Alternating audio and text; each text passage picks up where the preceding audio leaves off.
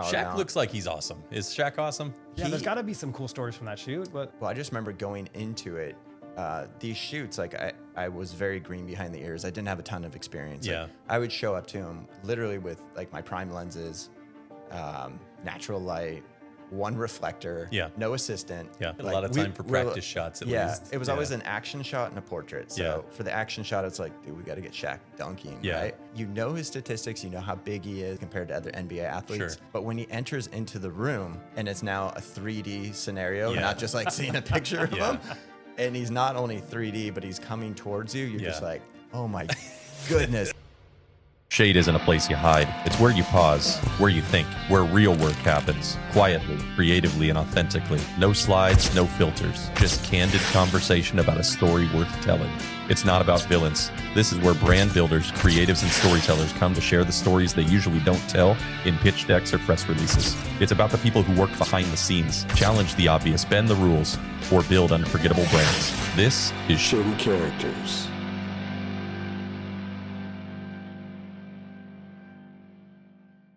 Welcome you on the show today, Matt Morgan, photographer extraordinaire, longtime friend of myself and Tim, longtime friend and partner here with Thatch Creative, and we're honored that you're here with us today to be a Shady Character. Yeah, grateful to be here.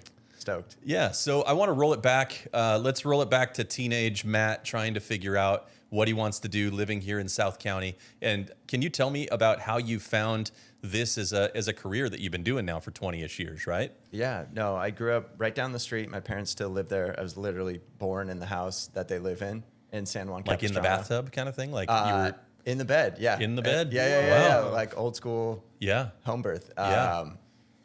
And yeah, so in high school, I had like an elective that I was able to choose, and I thought construction seems cool. So I signed up for the class. There were 5 kids that had signed up, and I was the one that showed up for it.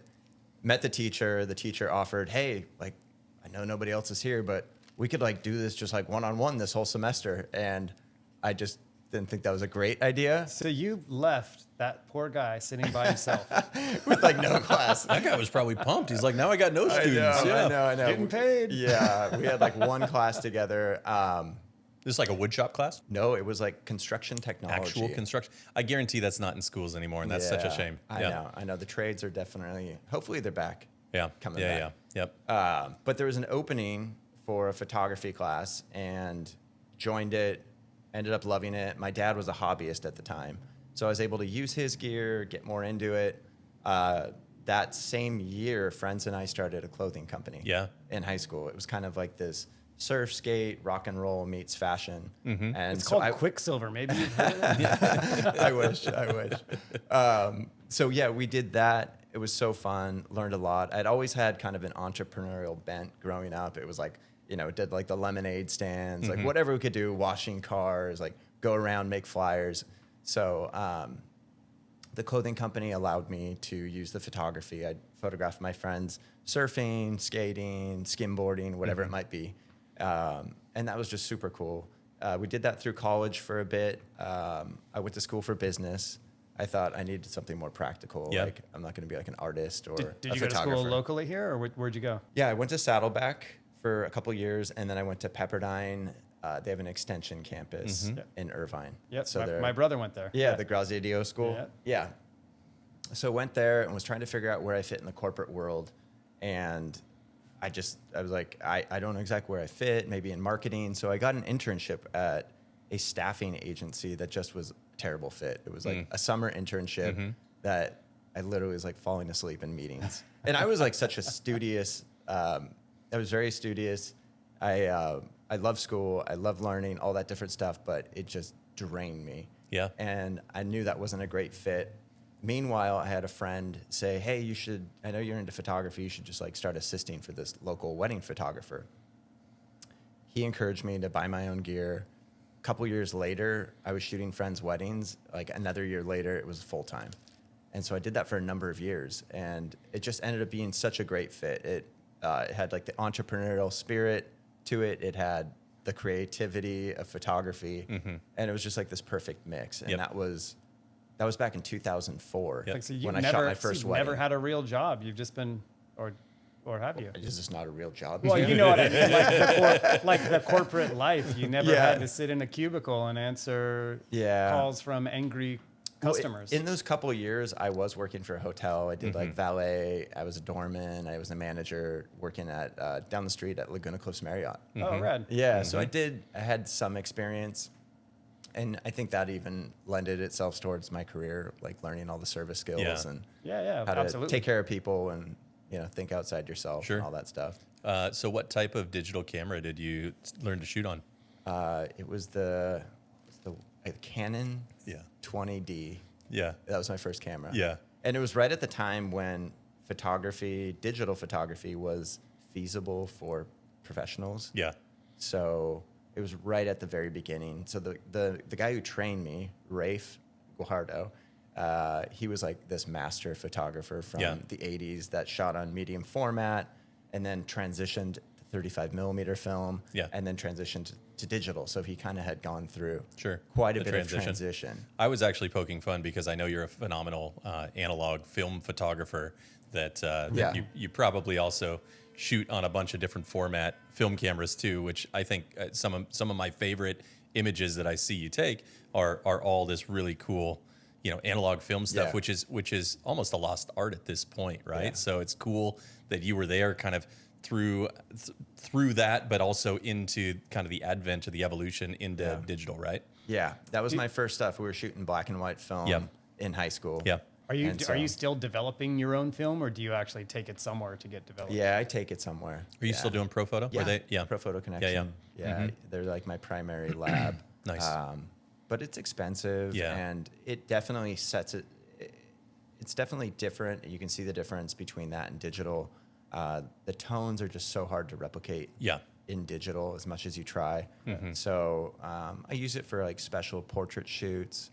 I use it for my family just to kind of document the kids as they grow up. Did you do well in that high school photography class? I think I was like more middle of the road. Yeah. Maybe like a few shots that were stand out. I'm gonna tell you an embarrassing story. Okay. I failed one class in high school, and it was photography.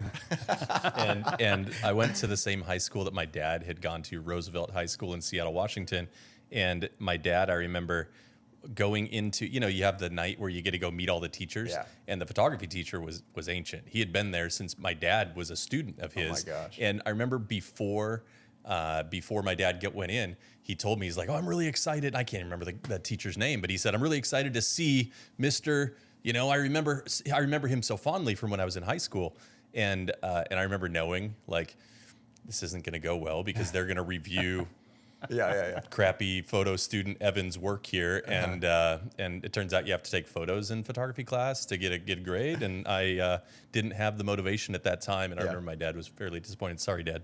I remember Dad was disappointed when he came home because he was like, I'm so excited to see this guy, and now he's got my son, and then it wasn't the homecoming that he was expecting because he found out his son was not doing very well in photography class. I thought you were going to say this teacher had like a 20-year-old beef with your dad, and he was like so happy to get even.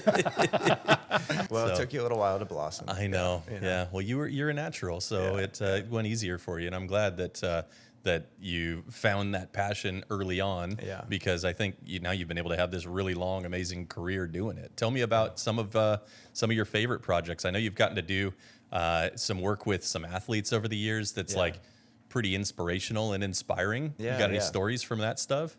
Yeah. It was like doing wedding photography for a number of years, and I kind of just, earned my stripes shooting a lot. It's very much like a volume game where you're shooting portraits, weddings, all sorts of different scenarios, and that was awesome. And then I sort of saw the writing on the wall, like moving into commercial photography, kind of what you're alluding to. Yeah. I knew that it was kind of a young man's game, wedding photography, for the most part. And I thought a great way to set myself apart would be learning studio lighting, just enhancing my lighting game. Most people shoot natural light, and I think having that skill set to really produce and create light however you see fit is something that it's difficult, and it's very intimidating.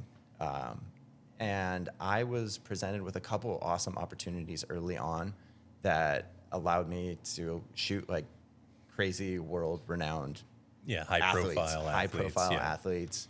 And yeah, early on, I remember it was a family friend had started the company Power Balance. You remember the little I just rubber met bands? somebody the other day he started a new business, and I can't remember what it's called, but yeah, he's got something new that's kind of coming out and around now. Okay. Yeah. But yeah, so they'd started this, and They had I think a in big the athlete roster really quickly, if I remember right. Oh my goodness. Yeah. I think they were the #1 selling sport product selling on Amazon at the time. It was wild. So in a matter of, I don't know if it was 12 or 18 months, they just skyrocketed. Yep. And in turn, their athlete roster was just like exploding. Yeah. So he hit me up, the family friend owner, Troy. He's like, hey Matt, like you're like family, might as well like keep it in the circle. Yeah. You're a photographer, we've got some opportunities. You want to go shoot Shaq? Yeah. I was like, are you serious? Yeah. So yeah, that was. hold on, let me check and make sure I got my wide angle lens. Make sure my schedule's open. Yeah. Yeah. So that was a very memorable moment. I mean, early on shooting Power Shaq Balance. looks like he's awesome. Is Shaq awesome? Yeah, there's got to be some cool stories from that shoot. Yeah. Like, I remember. how was he? Well, I just remember going into it. These shoots, like I was very green behind the ears. I didn't have a ton of experience. Yeah. Like, I would show up to him literally with like my prime lenses, natural light, one reflector, no assistant. Yeah. And I'd have like the videographer kind of like hold it up, and it was very like primitive, but we had some like awesome shots. It was more about like me finding a cool space, cool angles, stuff that were outside of what you'd see in Sports Illustrated. Did you bring a big step stool for that? For shoot? him, I did not, but I literally, no, it's funny. Yeah, so. But I should have. Yeah. 6-foot ladder. I just remember flying in. I don't think Shaq needs one. I think you should have brought it for you. No, it was for me. I did. I ended up on, yeah, we were in Cleveland. It's when he had moved to Cleveland. Oh, okay. At that point. And I remember I didn't sleep the whole night before. Yeah. Nervous. Flew in. Nervous or whatever. Time change. I literally, my brain just did not stop. Yeah. Woke up. He showed up something like, I think he was a couple hours late. And we had set up. You had a lot of time for practice shots at least. Yeah. It was always an action shot and a portrait. So for the action shot, it's like, dude, we got to get Shaq dunking, right? So I had it like set up with a couple like speed lights. At this point, I was like trying to learn a little off-camera lighting. And I just remember when he entered the room, like I was a sports geek growing up, so I knew all the statistics. I knew him when he was at LSU. I was like, well, this guy's like 7 foot tall, like 300 pounds, and just like this massive, huge dude. Yeah. And then obviously following his NBA career, you know his statistics, you know how big he is, you know how big he is compared to other NBA athletes. Sure. But when he enters into the room, and it's now a 3D scenario, not just like seeing a picture of him. And he's not only 3D, but he's coming towards you. You're just like, oh my goodness, this is a humongous, massive. Yeah, this is like Feels this the is doorway a body. as he comes through. This is a body coming towards me. Yeah. And that was surreal. I just remember that. And then he came in sweatpants too. Yeah. And we asked him to do the dunk shot, and he's like, nah. He's like, no. He just came off practice. He was at this point a little bit more aged. Yeah. And did not want to really. Please tell me you didn't cooperate. ask him to shoot a free throw. Yeah. I should have. Yeah. But yeah, we got a couple of shots of him, basically just like indoors, used some of the video lighting, and then we took him outside to get some like cool portraits. It was really cold outside, by the way. Yeah. And his agent was standing there, and his agent was like really nervous, making sure he wasn't gonna, disrupt Shaq's rhythm, and didn't want us to take too much time. And I literally had like less than 10 minutes with him. Yeah. But I remember having to find a chair, stand on it on the rooftop, trying to just get this backdrop shot of Shaq just to get somewhere near eye level with him. Yeah. And getting that portrait. Did it turn out something you were proud of? Yeah, it was a good, solid portrait. Yeah, nice. And back to what you were asking, his personality. The guy's he's like an entertainer. Yeah. He's very thoughtful, good sense of humor. Yeah. Neat guy. Yeah. He made it fun for you then too. Yeah. He gave us what we needed. Yeah, He's that's a professional. Awesome. It sure. makes it more fun for you then to do that shoot, and you look forward to the next time that maybe you'll shoot him again. Yeah. Instead of oh god, I have to shoot this guy again. Yeah. I was very, very early on when it came to commercial photography. But such a cool experience. And then that same brand allowed me to shoot, maybe like another dozen athletes. That's that awesome. Were really cool. Yeah. One of the things that I always recognize with you is you've got a real way with people, right? And I think you have a real way with like getting a comfortability with people very quickly, which probably allows you to do things like this shack shoot where you got 10 minutes and quickly connect with people. Yeah. But that's not always the case. Sometimes you shoot inanimate objects. Sometimes you're doing product photos, things like that. Do you connect in one better than the other? Do you like shooting one thing better than the other? And if so, tell me a little bit about why. I think you guys had sent over a questionnaire, just basic questions, and I'm thinking of one now, and it was advice somebody had early on given. Getting into photography. It seemed like every older photographer was saying, get into a very specific niche. Niche of photography. Yeah, become a specialist, right? Become a specialist in one thing and do that thing better than anyone else. Yeah, exactly. That's the only way you're really going to make headway in photography is if you stand out and if you're able to, really set yourself apart and become an expert in this one narrow, focused genre of photography.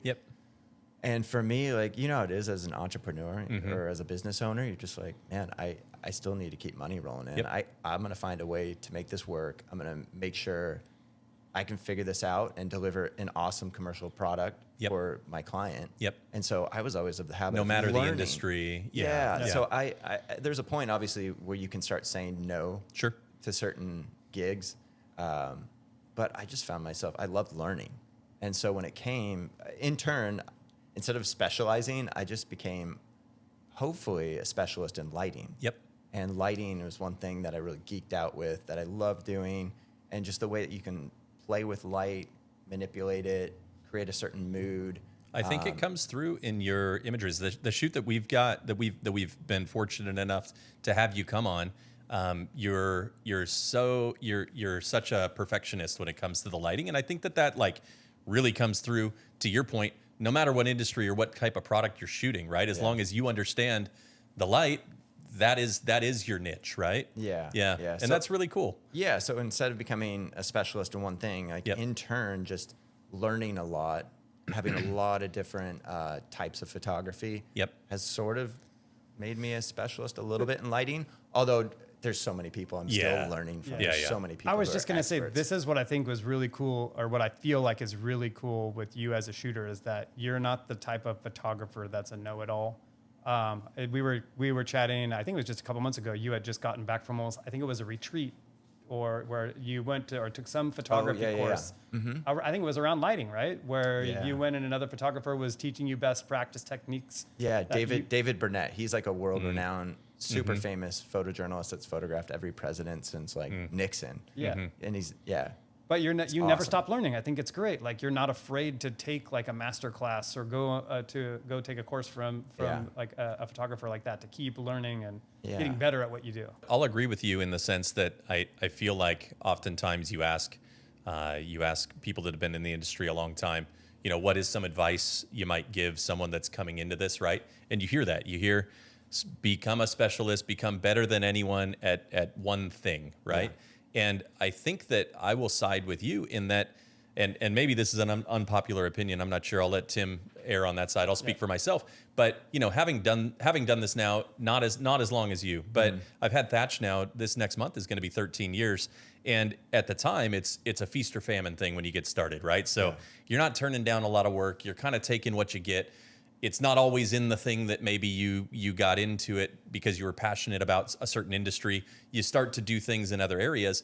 But what I realized is that I didn't continue to do that because it was feast or famine. I continued to do that because I really liked the influence I would get from all of these different industries. And there were so many things that me, myself, personally are passionate about that I would gather influence from. And so I look at now, we kind of work in 4 key verticals. We work with consumer electronics brands, automotive brands, beauty and fashion, and sport. And there is a world where you become a specialist in maybe one of those things. But right now, what I like about us working in all of those things is that you pull influence from one into maybe a project for the other in a way that that other industry doesn't typically see it. And so I think that there's almost a value to being more of a generalist to an extent, because it allows you to do things that maybe aren't expected in certain industries. Yeah. So when you come on to an automotive shoot, for example, maybe you're pulling influence from something that you did on a sports shoot in a unique way that those guys are like, whoa, never thought about doing that, because everyone in automotive does it this way. Yeah, there's you know? trends that start to develop within industries. Within industries, and then people just mimic one another. And I mean, I mimic good stuff. Absolutely. Yeah, absolutely. Imitation is art, or art is imitation, right? Yeah. So, yep. No, that's a good point. Do you agree with that? 100%. Yeah. Yeah, I think you and I had built that kind of category overview together, and I think that's why we talked about it, because I think if you can influence things from all facets of your life, like nothing is going to get stale, and it doesn't. You kind of bring in that unexpected idea that maybe shifts things into to areas they've never been before, which I think is very cool. Yeah.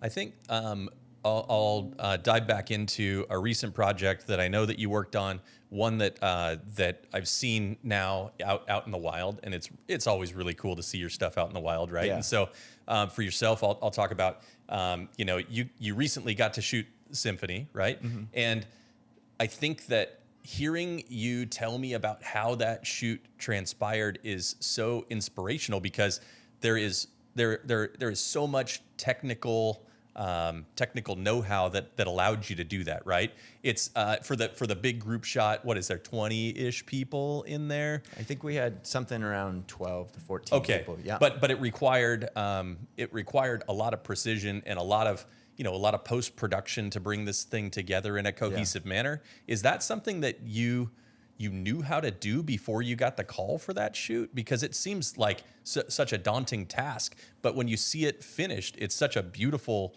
piece, right? Yeah. No, it was a lot of research going into it. I also have a really awesome team that helps me out. Rob Steven of Photo Monkey down in San Diego. He's like an awesome lighting tech that I was connected with maybe a year and a half ago. Yep. So, I'm speaking with an art director, creative director, the agency owner. Reveille in Costa Mesa was the agency that oversaw that project. Yep. And it was just a really cool collaboration of a lot of different minds. But as far as my experience leading into it, it seemed like it was essential to have some know-how, to kind of wrap your head around it, to go into the research to try to create this shot and to do it well. And there was a lot of little pieces. You're like, okay, it's 12 people in a group. I can just like arrange them on the spot. Yeah. But then you start considering they're going to have instruments. We have like a stand-up, a cello, and we have a stand-up bass, and we have a trumpet. And then when you start thinking about all of the different little pieces that have to come together to create this one large group photo, then you have to start considering where their heads are at. And I stumbled across a YouTube video about dynamic symmetry, which was something that Renaissance painters used. It was basically using mathematical calculations to find proper balance within a photo. I was like, wow, this is wild. Dude, like, you're such a nerd, and I love it. I know. I love how you nerd out on this but stuff. if you look up dynamic symmetry, you Yeah. see that like Annie Leibovitz uses Yeah. it, and master painters will use this. And I think it's almost like reverse engineering what's been built into us. Like we sort of can recognize beauty, and then they're like, well, why is it beautiful? And like the nerdy people are like creating this mathematics. Dissect And the mathematics, whole I thing. think, ties into nature and what looks beautiful. You know, whether it's all sorts of different like compositional tools. But this was one that was really helpful. So in creating this, I remember I started cutting out like 12 little heads with construction paper, and I were I was just moving them going to around. ask if you sketched it or something. Yeah, Like, how did you lay I it started out? sketching, and then I was like, oh man, this is really difficult to have to sketch like 12 people over and over. So I cut out 12 little heads. Yep. And then I cut out, and then I was like, wait, I have Photoshop. So then I created the heads. I created the heads in Photoshop. I had clip art for I don't all need the to be doing this on my dining table. Yeah. So I had all of the little like floating heads in Photoshop, and then I had clip art for all the different instruments. Yeah. And then I just started moving them around, and I gave a few different options to the creative director, and he said, let's go with this one. Yeah. So then we created an overlay and put that up on the screen in Capture One. And so then we had a pre-lighting day, and we basically just We had some different stools. We had staircase or little mini like steps, just to create different levels of height. And then we were able to sort of like recreate a great starting point. Yep. For these 12 to 14 people. Did you shoot them all at one time then, or you shot them all independently and then created a giant composite image that they're all together? Yeah, we shot them one half at a time. Yep. Yeah, and so it was really easy having it locked off on a tripod, and then it was just really crazy to see it, like the overlay See it all come and to together. pre-light it and to see it all come together. And then we also had different dynamic symmetry grids that we would put over the actual, while they were on set, we had them all stand up there. Before we started lighting and shooting them, we had all 12 of them up there. We made sure they were in good spots. We took half down, kept the half up there, lit it, and then created the same lighting on the other side. How come you would shoot it half at a time? Is there... To create sort of a dramatic lighting, it has to be pretty focused. Gotcha. And so you kind of can't shoot a huge swath of light across 12 people. Yeah. Yep. But if it's small enough and it's gridded, it kind of creates that cool dramatic lighting. So to keep that lighting on both halves, we didn't know if it'd be in 2 or 3 shots, but it ended up being in two. And then, we shot it well. We had them all looking at camera, and then it was a creative director's decision to, there was a couple pretty candid moments where people were looking back and forth that we did. Yeah. And then so it ended up becoming the final shot was this mix of candid and people looking at the camera, and it looked cooler than what I had imagined. It looked really cool. So it was definitely like this this team effort where it's fun to be a part of the team, where you're not like shouldering the burden entirely yourself, like in an editorial shoot where you like don't even have an assistant. Yeah, you feel a lot. So it was for the symphony, and I know through our conversations, growing up, you took a lot of inspiration from music. Is it cool to be working with, like, I mean, these are really classically trained, pretty amazing musicians, and no, it was pretty incredible. Also, part of that campaign, we got to photograph Carl St. Clair. Who, he was like the lead conductor for 35 years, and very so that was an interesting story. He told us beforehand, like, I'm not going to be doing any like posing, like I'm conducting a symphony. But to see him do his thing and get in front of the camera, and he was very artistic, and he just started doing things in front of the camera that were like, he was closing his eyes and moving his hands, and he didn't want it to look like it was contrived. And I just like sat back. I was like, okay, let's try that again. And just like mildly directed him. And we ended up coming up with a very cool shot. He's like holding his hand over his heart. And then like, it was this really cool, neat shot to commemorate his 35 years. So yeah, it's fun to be a part of that team and kind of see the results. Yeah. What type of music did you grow up listening to? I feel like my first real love of music was rockabilly. So listening to the Stray Cats, listening to different bands like that. Yeah, rocker. Yeah, dude. And so I was super, super into that in 7th, 8th grade. Yeah. And then there was a lot of crossover between rock and roll, obviously, and oldies, and then punk rock. And then even punk rock has a strong connection to, ska and like first wave ska and all these different older bands. So my brothers were in bands as well. Yeah. And so I'd go to different punk shows. And did you ever get to blend or merge your love for that type of music into your professional career? Yeah. There was definitely a cool instance where a brand was one of their sponsored, athlete musicians was this old school punker, where we get like the word thrasher, like the magazine. He was, I think, at least from what I'm told, he was like one of the first people to dub that term. Gotcha. Dwayne Peters. Oh yeah, Dwayne Peters and the Huns. Yeah, Dwayne Peters and the Huns, and he was in the U.S. Bombs. He's big in skateboarding. Yeah. So he's the master of disaster. Yeah, is his nickname. Master of disaster. So I had shot for this brand, did like a couple lifestyle campaigns, and then he was to be a part of this next shoot we did with Jason Adams, who's also like a really cool like street skater. I'd never met either one of them, but we shot up in LA in the fashion district on a rooftop and got some really cool stuff. But I remember we were headed over to this like famous punk bar called the Redwood Bar in downtown LA. And well, I guess before we get there, you're already intimidated because this guy's like a punk legend. Yeah. And I'm driving and I'm picking the music, and you're like, well, what do you do? Like, who do you? What is this? What does this Do guy I listen put to? your music on? Do I put your music on? No, that's cheesy. And then I ended up choosing like an old like ABBA? Irish punk. ABBA. You guys like disco? Yeah, so I chose Shane McGowan. Okay. Yeah, and the Pogues. Did you spend a lot of time thinking about curating that list though, knowing I've got a 30-minute I drive? I've got Dwayne Peters I in my can't F car. it up. I think I probably it's was my a one little- chance to yeah. show him I know what I'm doing. I'm an introvert, so I definitely premeditated a little bit of my moves. But I looked down. It was my iPod at the time. Yeah. Press play. He looked down at it, looked up at me. He said, "Good man." All right. Nice. So I got the stamp of approval Yeah. from Dwayne Peters. Yeah. It was kind of like the equivalent of riding a scooter and getting a thumbs up from a guy on a Harley, right? Exactly. Yeah. Here's this dude in his Subaru Outback driving around with Dwayne Peters in the front seat. But I remember along the way, he was like, "Hey man, do you mind if I like roll a joint?" I was like, "Hey, we're like 5 minutes from the spot. How about we just wait till we get there?" And then I'm driving. Next thing you I can know, roll it, just don't light it yet. yeah. Next thing I know, 5 minutes later, he's smoking it. Yeah. And then the creative director in the back was like, "Hey, Dwayne, I think Matt didn't want you to be smoking in his car."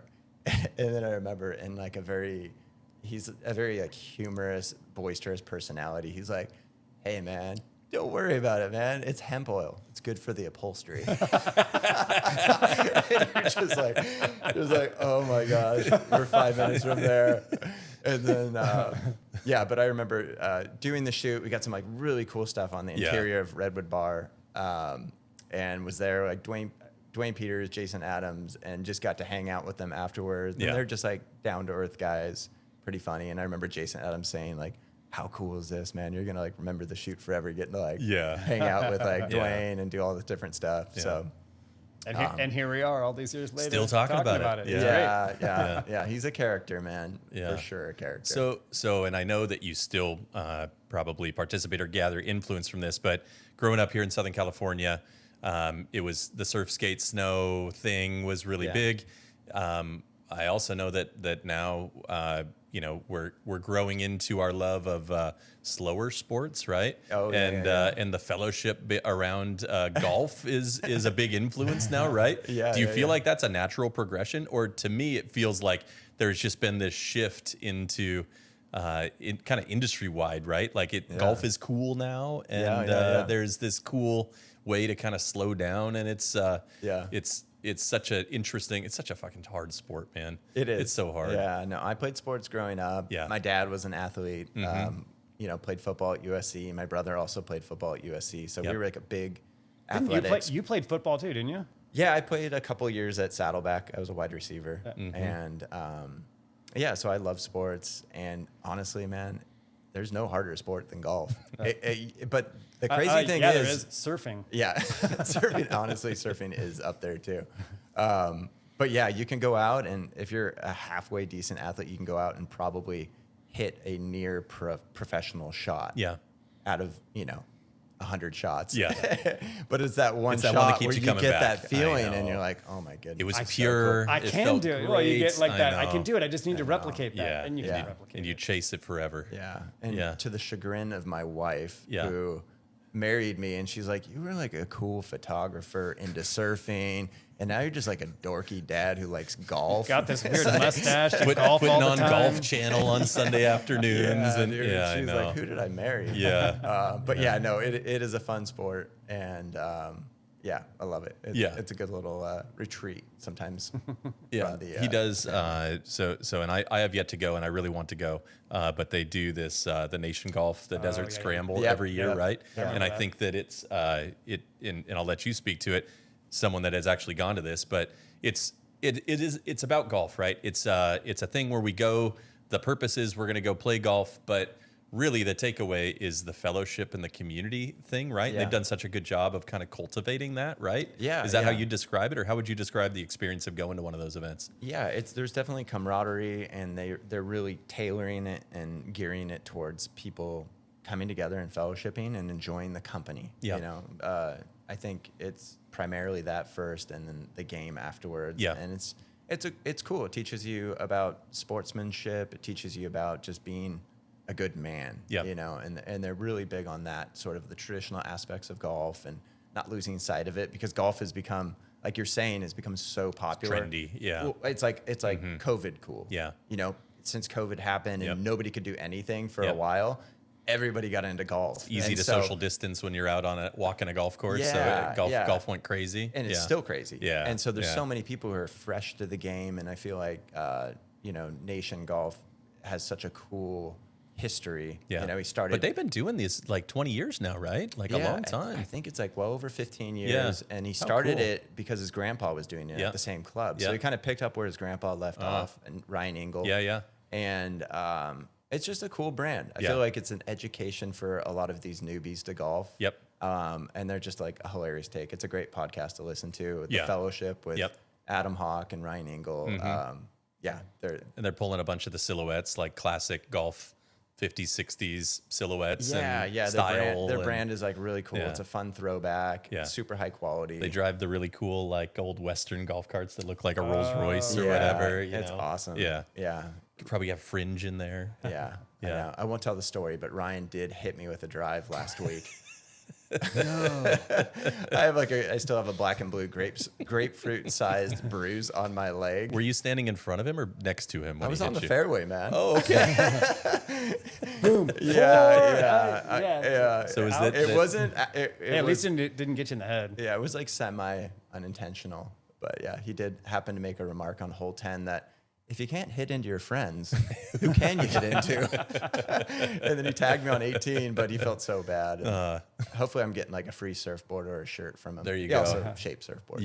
Yeah, that's awesome. Yeah. I think it's a really fun sport. I was fortunate enough to start playing really young, and I remember the thing that I appreciate about golf is that it's one of those things you can do well. Like I don't know if you're going to keep skateboarding at 80, but Yeah. like you can still kind of go out there, and you're not as you don't have as much twist in your core as you used to, but you can still get out and play around a golf. And I remember I got to golf with my grandpa, and I was probably 10 years old, and it was a par 3 long downhill.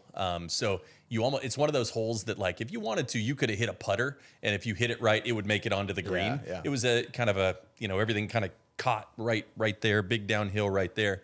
And his eyesight had gotten so bad, but it was still so fun to go out and golf with him. And he got a hole in one, and he couldn't even see it, and he didn't believe us that he had gotten a hole in one. It was my cousin and I remember we're like jumping up and down on the tee box, like, Grandpa, you did it, hole in one. And he was like, he didn't believe us, And That's so we all had to cool. walk down there very slowly because he's 80 or whatever, and That's walk down there insane. slowly and pulled out the ball. He's like, wow, his first hole in one. 80 he was 80. years old? Yeah, something like that. I can't remember how old he would have That's been so then. cool. But Yeah, no, it's awesome. It's definitely generational. I have a story too where it was a golf tournament for our church, and it was a scramble, but it was down at I forget the name. Oh, Costa del Sol. Oh, yeah. I forget what it's called now.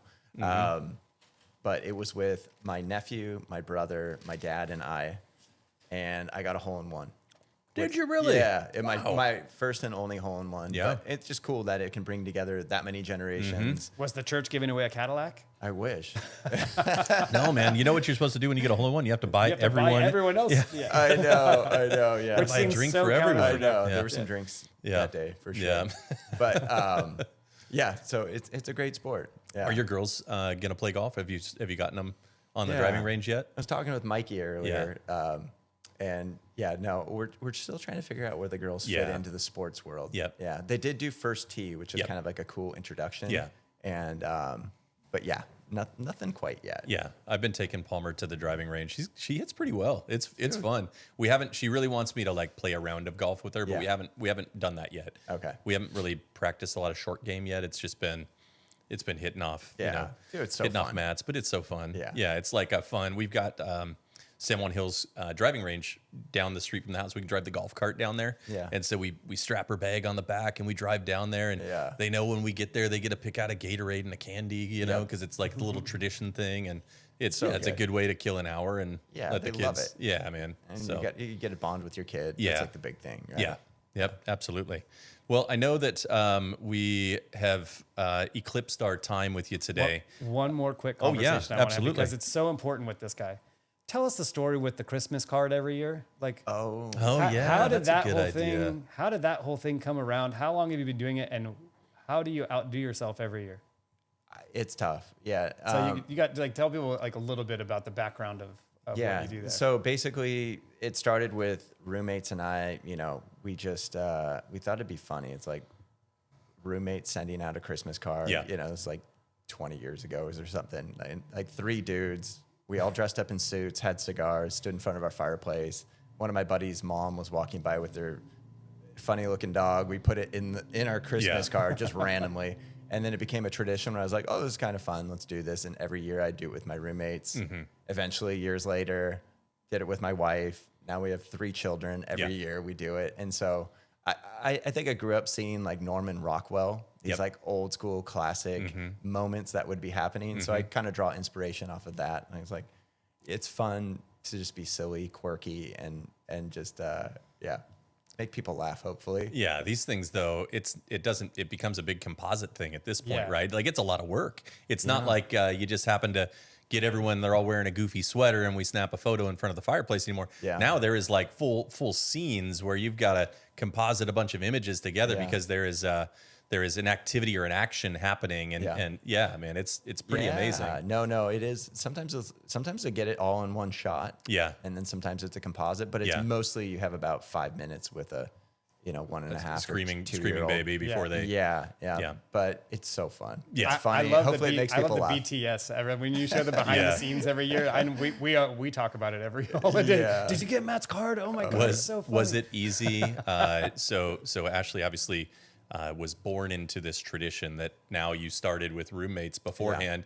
And so you're like, first holiday together, you're thinking about doing a card and you're like, hey, so by the way, this is what I do. Like I do these kind of avant-garde, interesting cards. Was it easy to get her on board, or was she like, I like the traditional portrait where we sit here and look cute? We do both. We do both. Okay. So it's like one side of the card is always like the quirky side, and the other side is kind of your classic. Yeah. So we do both, obviously. Yeah. You gotta cover both bases. Yeah. But it's probably one of her least favorite things to do because it's it's such a nightmare to get the kids ready, to try to get everyone involved, and I usually want to have like a real Christmas tree. Yeah. So it's in the crunch of when Christmas trees are being then sold. you got to hustle to get it done. Yeah. Yeah, so we're probably going to do a fake Christmas tree this year to kind of make things a little bit easier. Yeah. But it's super fun. Yeah. Yeah, I mean, got to celebrate having a little bit of fun in life. Can you imagine if your kids all now take this to their respective lives when they're older? You're going to have this amazing tree of all the photos. Yeah. Yeah, that'll be really insane. cool. Do you have them all saved anywhere? Do you have like a collection of everything? Oh, of the actual physical prints? Yeah. Yeah, we I think every year my wife will take Christmas cards we get and put them on a one ring. Kara does this too. I Yeah. love it. It's so cool. fun. And then the Kids flip through them. Yeah, pull you them out flip for through the them every holiday. year, and you get to see the age progression over the years. It's Yeah. pretty cool. Yeah. So Yeah, they probably were on the same Pinterest board together when they started. I feel Some like type we're of viral 5 or video. 6 years into this now, where it's like, this is an awesome tradition. I'm so is glad so cool. we saved them, because what do you do with all those Dude, cards? I'm starting it this year. We Yeah, there you throw go. them away. yeah, Great keep them. idea. Just put like one of those big rings. Yep. Punch a hole in the Oh, corner. wait, we only need a small ring. Okay. How big is your Christmas list? How many people you send this thing to? It's kind of like there's quite a few. I think it's around 200 to 300. Yeah, people are like calling you now, like, hey, can I you get help on me? the Christmas list? Like knowing that you've got like one of these really impactful cards that it's Yeah. like cool to get the physical copy I of. think we got them covered, man. Yeah. We're sending it out. That's But- awesome. So it's super fun. Yeah. Well, I really appreciate you coming down today and Yeah. spending some time with us. It's been awesome to hear these stories. I think that, like I said, I want you to know, like, I think that you've got such a natural gift here, and it's probably not a natural gift. It's that you've really honed your craft, and it's so fun to get to see you do that, and it's so fun to get to work with you. And I'm continuously inspired by the work that I see you come out. So I really appreciate you coming down and chatting with us today. Thanks, guys. Super stoked to be here again. Yeah. It was fun. Yeah. Awesome. Thank you. Hopefully we don't lose power again. Yeah. That would be great. It's Okay. going to go much smoother this time. We're ultimately, it's going to be a better show. Is it going to go smoother this time? We could talk about Matt's push broom mustache again. I hope we still have that. So Have you ever tried like sweeping food with it? Tell you, this is from a guy that claims he can grow a mustache but won't grow a mustache. So I ride motorcycles. I've got a Harley. He tries to assimilate to the feeling that one gets riding a Harley. A couple years ago, we were gifted a fat scooter. Tim had taken it home. He's riding it back to the office, and apparently he had gotten the head nod from a guy on a motorcycle, and that gave him the goosies. Dude, I know what you feel like now on a Harley. This is the feeling that people are chasing.